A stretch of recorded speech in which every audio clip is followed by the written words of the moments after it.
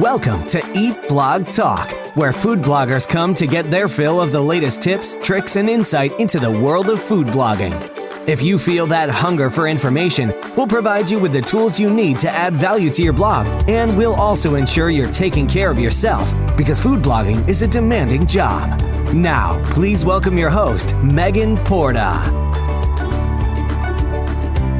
Food bloggers, hey, if you have not yet joined the new amazing Eat Blog Talk community, you have to go do it. You will find so much value inside, including connecting with other food bloggers in a much deeper way and having access to all kinds of exclusive value, such as bonus podcast episodes and mastermind groups and a resources and service providers directory, and so much more. Go to eatblogtalk.com for more information, and we cannot wait to see you inside. Okay, food bloggers, have you heard of Flowdesk, the new big email marketing rage? This is an amazing new option for managing your email subscriber list. It is super easy to use, and it comes with gorgeous, intuitive drag and drop templates. And Flowdesk does not charge based on number of subscribers, so your monthly rate will stay the same from month to month. Everyone pays $38 a month, or use my affiliate link to get 50% off and pay only $19 a month. You guys, this is a fraction of the price of other email service providers, and you'll be blown away by the beautiful and intuitive templates waiting for you inside. Visit eatblogtalk.com/resources to grab your link. Flowdesk, the stunning new option for email marketing. The episode you are listening to today is a replay of an episode published earlier this year titled 20 Ways Self-Care Can Help Grow Your Business. Within the Eat Blog Talk community, we are putting a focus on self-care this month, November 2020. So be sure to sign up at the member level to get access to all of the self-care goodies we've created for you. Self-care is one of my personal passions, and I so strongly believe that it is the key to finding greater success with your business. Go to eatblogtalk.com to join the community at the member level so you don't miss out on any of this great content. On to the episode. I hope you enjoy the replay. Today, let's chat a little bit about self-care. One of the main reasons I started this podcast was because with all of the things on our plates at any given moment, I see such a need for us food bloggers to be taking good care of ourselves. I think there's a typical mold that food bloggers fall into, and I don't mean to stereotype or generalize here at all, but if you stand the test of time with food blogging, that means that you are a certain type of person. You are most likely all of the following. You are driven, hardworking, creative, and determined. Being all of those things is great. It's what allows you to create incredible, valuable content and do all of the many things that food bloggers do day in and day out, week in and week out, month after month, and year after year. However, this can also mean that you are an individual prone to pushing yourself too far and too much, which also makes you prone to burnout. I have reached that dreaded burnout stage a handful of times in my blogging journey, and it is not a good place to be. The first and worst time I experienced it, it almost took me out. I just about lost my sanity over it, and I also almost left food blogging entirely. It's actually a small miracle that I did not leave. Thankfully, I've never quite gotten back to that place again, but I have come close. I come close a few times a year, and it's really hard for me to admit that because I preach self-care so passionately, and I so strongly believe that it is a super valuable piece of the equation. But it's just proof that we are all works in progress. I'm certainly not perfect with it, and I am always striving to be way better in this area. When it comes to my work, I push myself, you guys, hard, and I know you are probably the same exact way. For me, pushing myself has not changed over the years. The only thing that has changed is that now I know the precursors to burnout. And when I start noticing certain things about the way my mind and body are working or not working, I know to take a big step back until I can come back to a normal-ish baseline. But even this, I do realize, is not an ideal way to live. And this is why I so badly want to get to a place where I don't even need to see those precursors. Here's a really cool thing about self-care and food blogging. Not only is self-care important for me and you, like for our actual minds and bodies, it also plays a vital role in the success of our businesses, because the better we are taking care of ourselves, the more successful our businesses will be. I'm going to say that again because it's so important. The better we are taking care of ourselves, the more successful our businesses will be. The more creativity will flow through our content, the more money we will make, the clearer our visions will be, and the more productive we will be. So this isn't just about taking care of our minds and bodies, it's about taking care of our businesses as well. I know, trust me, I know it is so tempting to skip over taking care of us in order to hustle for the sake of our businesses.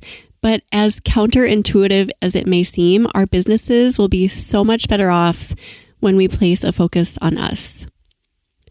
I've put together a little list for me and you, for all of us, and I hope this helps us all to take better care of ourselves so that we can thrive and also so our businesses can thrive.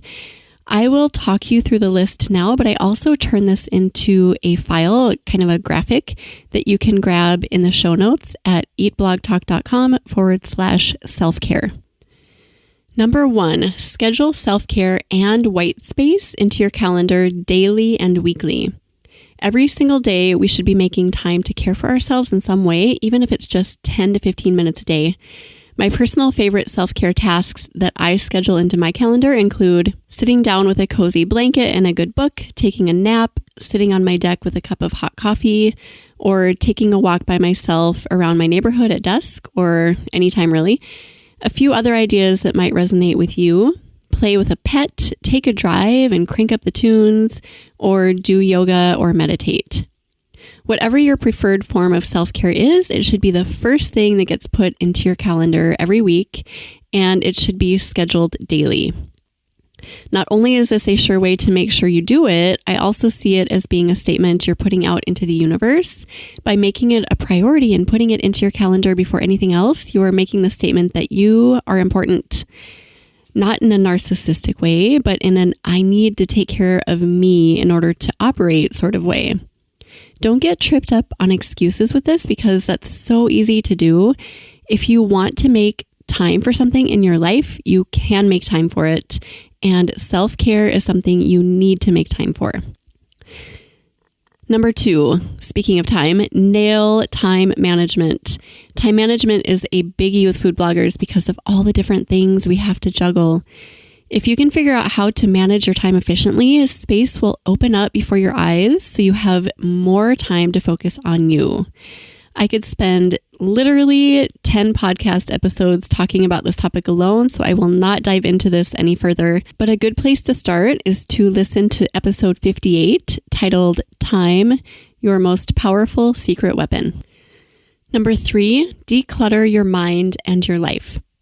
This is closely related to the last point, because when you start spending your time more efficiently, you are also decluttering your life just as an automatic byproduct. I have an analogy I love using to illustrate this concept of decluttering. Think of your smartphone. If you set your phone on low power mode in order to preserve battery power, it reduces those tasks that go on in the background that you have no idea are actually even happening.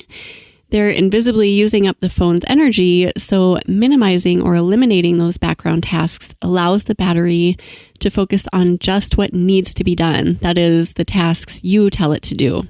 So the battery lasts much longer. The same concept applies to you. If you have clutter filling your mind, so worry, discontent, fear, stress, anxiety, etc., then you are not optimally using your energy on the things you actually need to be focusing on, like taking care of yourself.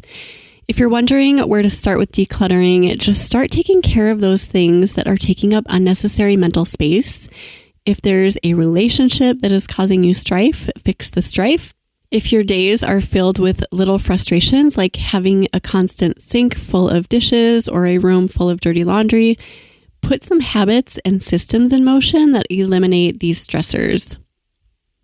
Number 4, make sleep a priority. This is an obvious one, but one that gets overlooked nonetheless. While I make plenty of space in my life for sleep, I do not always sleep well. I often wake up in the middle of the night thinking about work of all things. My brain is always ready to troubleshoot my most recent work obstacle at 3 a.m. of all times. Also around that time is when my brain, for some reason, wants to start mentally assembling my next cooking or baking creation, or figuring out which big project I want to tackle next. I hate that I do this, but I do this, and it's something I'm constantly trying to improve. Whatever your personal sleep issue might be, do your best to correct it, because as we all know, we are so much more capable and productive and clear-headed and able to make good decisions when we are well rested. Number 5, remove resistance from your life whenever possible.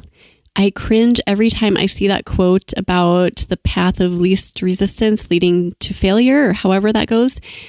I mean, I think we should all expect resistance in our businesses and just lives in general on some level, and that we should persevere through it to reach our goals.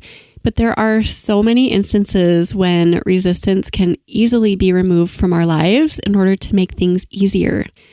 If I have a choice between riding my bike into a strong headwind or riding my bike with the wind blowing steadily at my back, I am going to choose the option that involves the wind blowing at my back.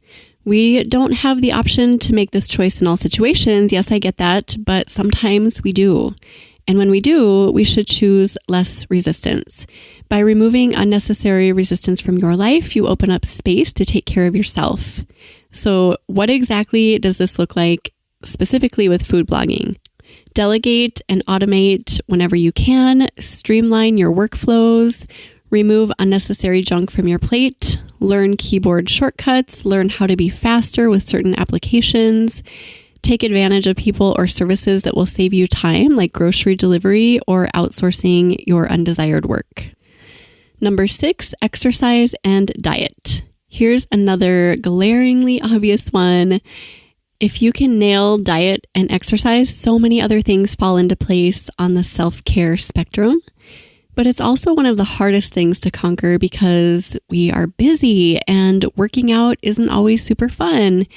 And we're food bloggers. We love food. We love cooking and baking, and we love eating. So putting the right things into our mouths requires diligence and intentionality, and exercising regularly requires discipline. But once you have this piece of the puzzle figured out, everything else gets so much easier. I am much more likely to take care of myself when I'm making good choices about what I put into my body and when I'm exercising regularly. Number 7, protect your time. I separated this from point number 2 because time management is an entirely different beast than being a time protector. Protecting your time fiercely is more about saying no to the wrong things. And when you get really good at doing this, you'll build confidence and you will find clarity about the importance of taking better care of yourself. How do we become better time protectors? Here are a few tips for you. Figure out exactly what you need to be working on and do that work. Figure out exactly what you need to do in order to be healthy mentally and physically, and do those things. Say no to distractions. Know and believe that nobody is going to protect your time for you. You have to do it, and it has to be a priority for you. Number 8, carve out time for creativity daily. For some reason, this is one of the most difficult points for me personally. Even though there are such massive rewards in the self-care arena that come bursting forth every time I allow myself to enter that creative world, I do not regularly make time for this. When I do, though, I notice that I feel extra filled up. It's like self-care on steroids. Creativity works magic on my soul. Here are a few ideas for creative outlets. Cooking, baking, kill 2 birds with 1 stone there because you're also knocking out some work. Painting, knitting, crocheting, journaling, or playing with your kids. This is actually one of my favorite tricks of all time. Every single time I spend quality time with my boys, I end up tapping into their kid magic that always elicits creativity. Number 9, make a list of those things that bring you complete joy and schedule them into your life on a regular basis. I have this list on the Notes app on my phone and on my computer of all the things that bring me joy. I call it my joy list. A few of the things on my list include being outside in the early morning just after the sun has risen, or in the evening right before the sun sets, staring out into an ocean while saltwater splashes around my feet, lying in a hammock on a warm summer evening, wrapping my arms tightly around one of my boys and just cherishing being in the moment with them, traveling in our RV in the summer, holding hands with my husband, the smell of freshly cut grass, staring into a crackling fire, feeling a cool breeze blow in through my windows, crisp, cool fall air, the smell of a rainstorm coming, vacation with my family. Now, obviously, I can't schedule all of these things into my daily life regularly, but some I can. I refer to this list on days when life is just tough and I'm struggling to find peace. I figure out a way to incorporate even just one of my personal joys into my day, and this is such a good way to make sure that I'm taking care of myself even on those rough days. Number 10, draw a well-defined line between work and life. I'm definitely one who needs boundaries drawn for myself, which is why I do so well with keeping stringent weekly calendars. I follow through when things are very clear. For example, tomorrow I'll be writing blog post copy about how to make goulash in the Instant Pot from 8 to 9:30 a.m. And I will be editing those photos from 9:30 to 11 a.m. and so on. If you operate in a similar way, then consider being strict about separating work time and life time. I love something that Carly from Cooking with Carly mentioned in episode 77. She declares a no phone zone every single day from 4 to 7 p.m. No exceptions. She draws a line that separates work from family, which is just another way that she's taking care of herself. Consider making a similar rule for yourself, and I promise that you will soon notice a decrease in stress. Number 11, make time for loved ones away from home. As much as most of us love working from home, it can end up leading to feelings of isolation if we're not careful. Listen to episode 73 where Lynette from Cleverly Simple gives us solid advice about ways to combat this. I see the act of stepping away from home to intentionally spend time with loved ones as a huge display of self-care. This is how it typically goes for me. I plan a lunch date with a friend or even my husband, and when it comes time to leave the house for it, I'm feeling put out and mildly annoyed. But after filling my spirit up with people I love being with and talking to, I am so glad I got out of the house and made it happen. Number 12, create a morning routine that involves only you. I'm confident that if you ask any mom on the planet who has young kids how their mornings typically go, most of them would reply with, mornings are crazy. Mornings are by default stressful because everyone has needs in the morning. Making sure our bodies and teeth are clean enough to show in public, eating breakfast, finding clean clothes to wear, preparing lunches for the day. Moms are really good about diving into the day hungry and exhausted and not filled up because we are taking care of everyone else's needs and completely ignoring our own. When we proactively figure out a way to take care of ourselves before taking care of anyone else, serious magic happens. It's like the oxygen masks on airplanes, right? Don't even think about helping anyone else with their mask until you have a steady stream of oxygen flowing into your own nostrils. Give the following a try for 1 week, and I promise you will feel like a new woman or man by the end of the week. Get out of bed 30 minutes before anyone else in the house and sit quietly with your thoughts. Pray, meditate, journal, exercise. Do whatever will fill you up the most, so when the rest of your family hops out of bed, you will be ready for all of it. It's so hard to part with that 30 minutes of sleep. I totally get that, but the sanity you will save yourself is so worth it. Number 13, plan and schedule your work so you know what's coming. On those weeks when I don't schedule my work ahead of time, those are the weeks when I feel like I'm wandering around, lost and confused, and I neglect my own needs on weeks like this 100% of the time. When I know what's coming with work tasks, it opens up mental space for me to take better care of me. This point is closely tied to number 3, which is decluttering your life, because mental clutter breeds chaos every single time and without fail.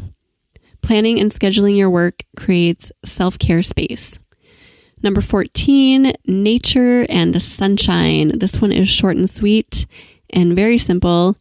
Another one of my little self-care tricks is forcing myself outside on those days when I know I just need to show myself a little more love.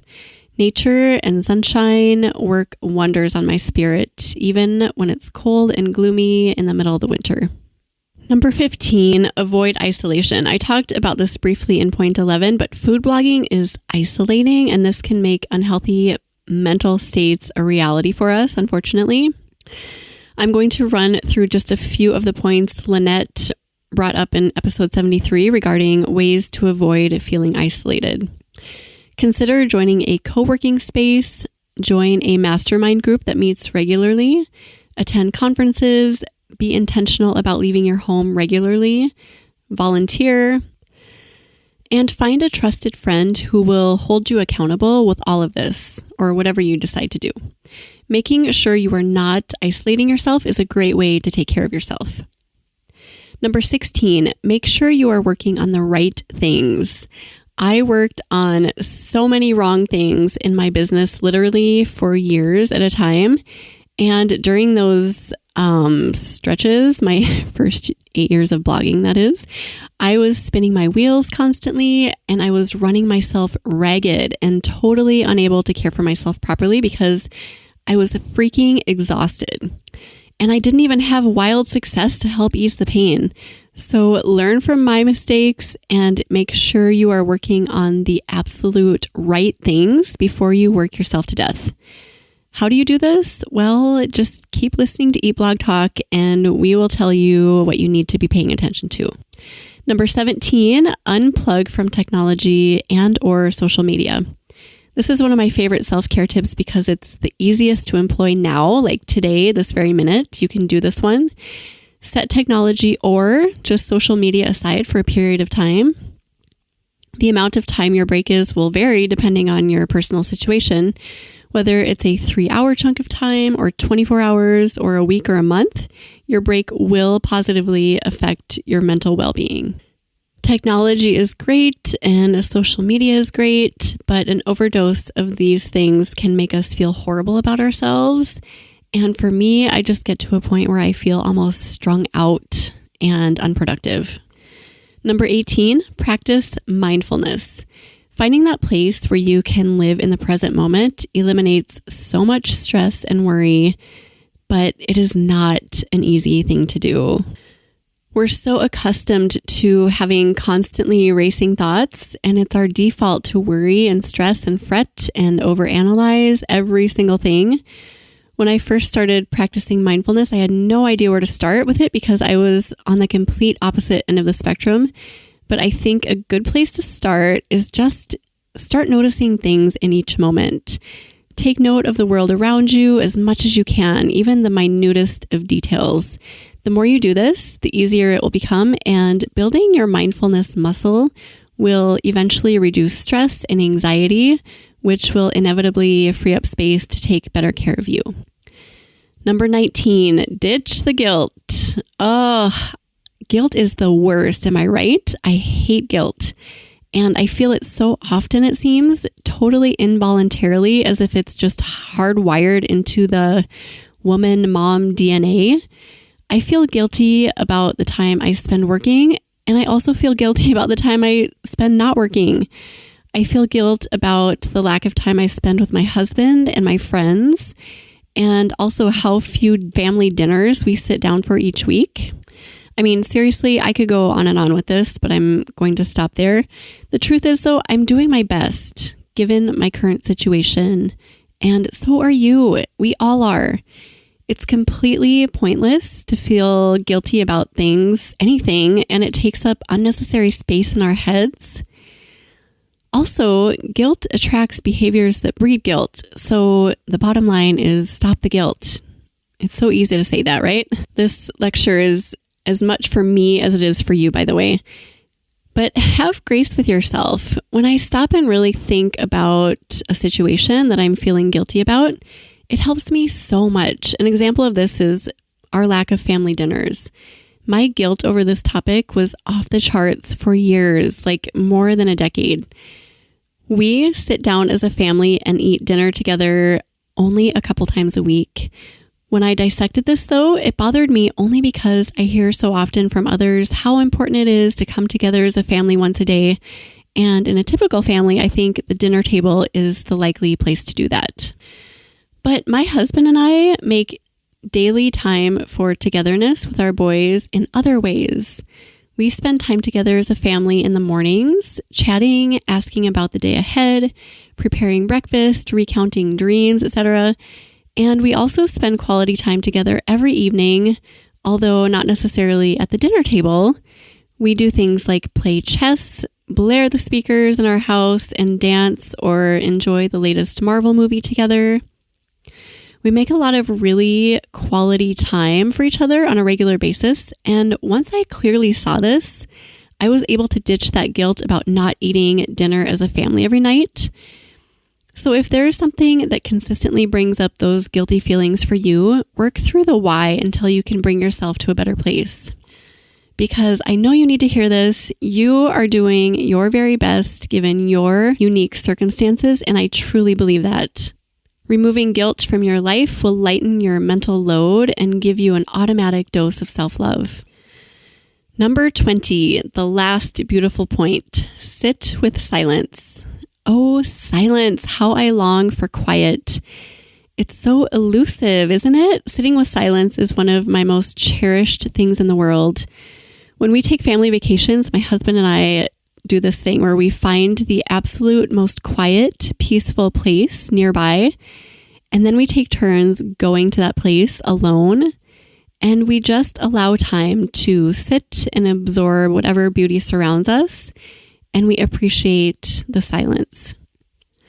This is one of my favorite things about going on vacation because in our normal everyday life, it's so much more difficult to make the time to sit with silence like this.